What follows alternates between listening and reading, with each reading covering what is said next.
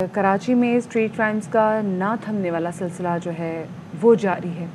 और एक दिन पहले जब हमारी आपसे बात हुई अपने शो में आपको दिखाया था कि किस तरीके से एनएडी यूनिवर्सिटी के 3rd ईयर के तालिब इल्म बिलाल को मज़ाहमत करने पे गोली मार दी थी। और आज हम आपको बताएंगे कि एक LLB के स्टूडेंट को उसके बाप के सामने उसके घर की दहलीज पे मोबाइल छीनने पर उसको भी गोली मार के कत्ल कर दिया गया। पुलिस वो बस यही कहती है कि जी मुज़ाहमत ना करें, जी ये काम है हमारा कहना। हम ये रिक्वेस्ट करते हैं, मदिया यहाँ से लिटरली हाथ जोड़ के रिक्वेस्ट करती हैं तमाम पाकिस्तानियों से, तमाम कराची के अवाम से कि भाई आप वो ना करें, आप मुज़ाहमत ना करें, ज़िंदगी से बढ़ के कुछ नहीं है। और मैं भी आपसे ये रिक्वेस्ट करता हूँ, इल्तमास करता हूँ कि ये ना करें। लेकिन ये काम पुलिस के अफसरान का नहीं है कि आपको ये मशवरा दें। मुझे हैरत होती है कि यहाँ पर कोई पुलिस अफसरान होते हैं वो आके कहते हैं, मीडिया को मशवरा देते हैं, लोगों को, ताजिरों को मशवरा देते हैं कि आप शोर शराबा ना करें, आप इस पर बात ना करें, इस बात को हाईलाइट ना करें। बाज़ लोग आके कहते हैं कि जी आप मुज़ाहमत ना करें। और भाई तो हम मुज़ाहमत ना करें तो आप किस मर्ज़ की दवाएं? आपका काम है कि लोगों को एक एहसास तहफ़्फ़ुज़ देना, आपका काम है कि लोगों की ज़िंदगियों को बचाना, आपका काम है लोगों को लुटने से बचाना।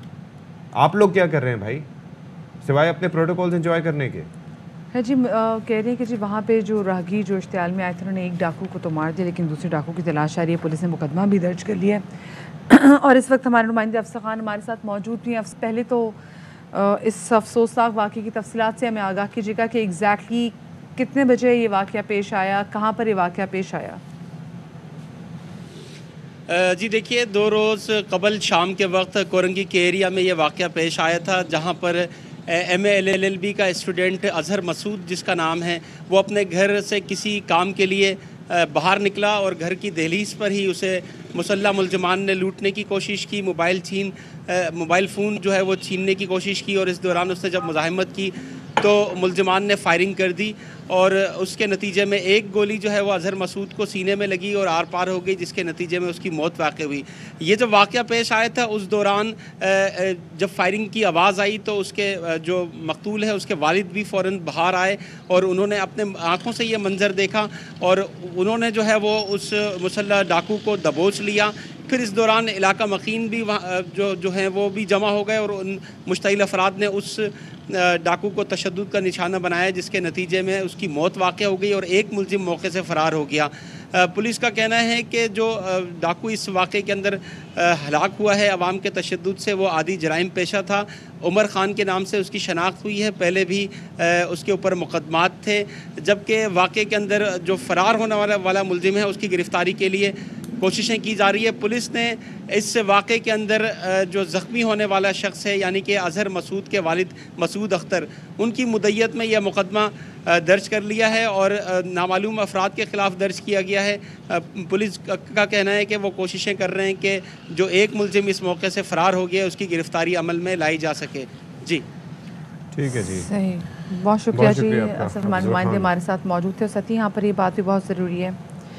आई think it's a time to deweaponise Karachi ji, मतलब बहुत ज़रूरी हो गया। लोग अपनी हिफाजत के लिए यहाँ पर असलहा रख रहे होते हैं, असलहे की भरमार है, असलहा किराए पे मिल रहा है 2-2 हज़ार में आपको। अब 2-2 हज़ार पे ना भी आप मिले तो नशा जो है उस पर भी आपको क्या कहते हैं उधार मिल जाता है। आपको पता है जी कि आपको अगर नशा खरीदना है तो अगला बंदा कहता है मैं ले जाके वारदात करके आओ, आप वारदात करके आते हैं, आप उसको जो भी लुटा मुटा मार देते हैं। 10-10 हज़ार बिकॉज दे आर डेस्परेट।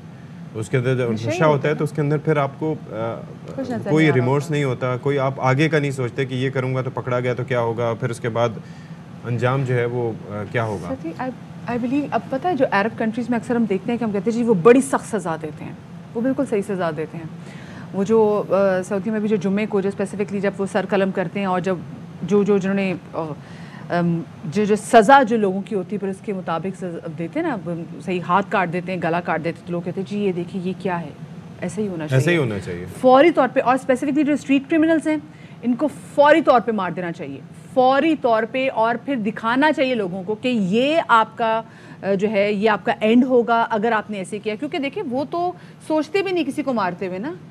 अच्छा, सज़ाओं का कॉन्सेप्ट वाकई ऐसा होना चाहिए कि वो होते हुए फौरी तौर पे, अवाम अपने कानून हाथ में ना ले, लेकिन जो कानून नाफिज करने वाले इदारे हैं वो स्विफ्ट इस हवाले से कोई लॉ मेकिंग होनी चाहिए। बिल्कुल फौरी तौर पे आपको इसमें अब किसी भी किस्म की छूट देनी ही नहीं चाहिए। चोरी, और स्पेसिफिकली अगर आपने कोई 1000 की हो या 10,000 की हो या फिर 10 लाख की हो, वो भी बराबर है। और ये जो स्पेसिफिकली, क्योंकि देखिए जो मारने की उससे आया, नीयत से आया है, तो फिर तो फौरी तौर पे जो है आपको ज़रूर अब सज़ाएं उनको तयन कर देना चाहिए। कम नहीं करना तो क्या करना है, क्योंकि ये ऐसे ही रुकेगा जी, ये वरना नहीं सिलसिला रुकेगा। अच्छा जी, लोगों की परेशानियां सिर्फ यही नहीं है भाई, लोगों के लिए बहुत मसाइल हैं, लोग परेशान हैं, रोज़गार से परेशान हैं, क़ुव्वत ख़रीद ना होने से परेशान हैं, बढ़ती हुई महंगाई से परेशान हैं। जहाँ पर अंडे 90-100 रुपये दर्जन हुआ करते थे, वो जनाब खान साहब के दौर में 125-150 तक गए और अब पीडीएम की हुकूमत में 300 को क्रॉस कर चुके हैं। And they are not looking back. लेकिन मसला ये है कि हमारे यहाँ लोग सोचते नहीं है कि किस तरीके से अपना प्रोटेस्ट रिकॉर्ड कराएं। लोग वो चीज़ें खाना छोड़ते नहीं हैं। ना मेरे घर में अंडे की यूटिलाइजेशन कम हुई है, ना आपके घर में हुई है, ना कहीं और। लोग कम नहीं करते। दुनिया भर में लोग घुटनों पर आने पर मजबूर कर देते।